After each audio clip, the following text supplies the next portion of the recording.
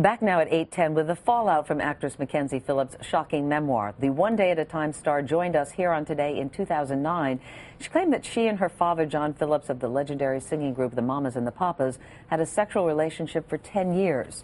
The allegation has rocked her famous family. Mackenzie writes about that in a new chapter for the paperback version of High on Arrival. Mackenzie Phillips, good morning. So nice to see you again. Thank you, Meredith. It's nice to see you. Thank you. One of the first things you write in this afterthought or afterword to the book is how shocked you were that the media jumped on this revelation about you and your dad.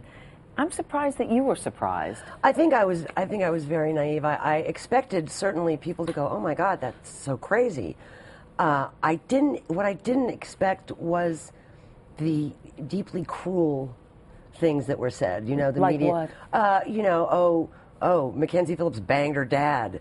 You know, or the blogs that I read, and you know, and it was a double-edged sword. I mean, I learned a lot about the dynamic of an incestuous relationship, and from a community of survivors, a community I really didn't even consider that I belonged to. What did you learn that you didn't understand when you wrote the book? I learned from people like Dr. Drew and from other survivors all around the world and the country that there is no such thing as consensual incest. Which is what you said, that the relationship became consensual after a certain point. And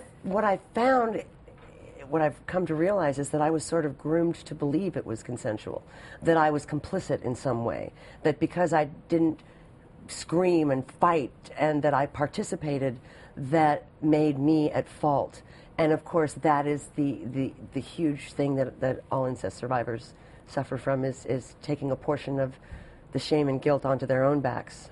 Let's talk about some of the fallout with your own family. Mm-hmm. That year that the book came out, 2009, you're supposed to have a dinner with your family, Thanksgiving dinner, you're invited. Then the book comes out, you're doing interviews, disinvited. Yes. At this point, except for your mom, nobody's talking to you. Do you understand why they're not talking to you? I'm sure there are a myriad of reasons. Denial. I mean, they've all known about it for years, so the family members that come forward and say this isn't true and she's crazy are a textbook case of the way a family reacts to incest within the family. It's been really hard.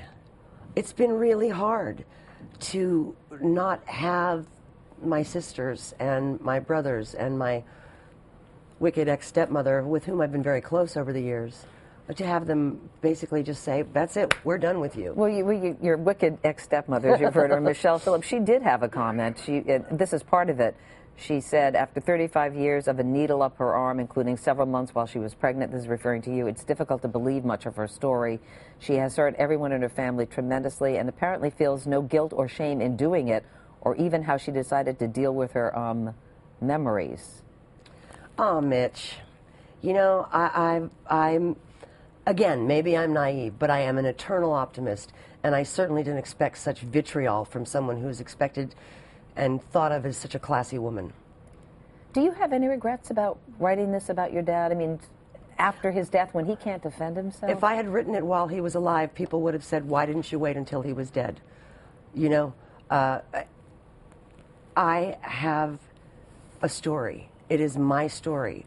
I went out of my way not to tell Michelle's story, or China's, or Bijou's, or anybody else's but my own. And now they're still trying to tell stories about me. And you know, I said I'm an eternal optimist. And just before the camera came up on this live interview, I closed my eyes and I said, "God, please let me come from a place of love. Don't let me lash out with hurt feelings. I love my family. I sit here with open arms, hoping they'll come back into my life." Do you believe they will? As I said, I am the eternal optimist. I love them. I miss them. But the other day, my 24-year-old son, Shane, said to me, "Mom, don't you realize how much better our life is, in a way, without them?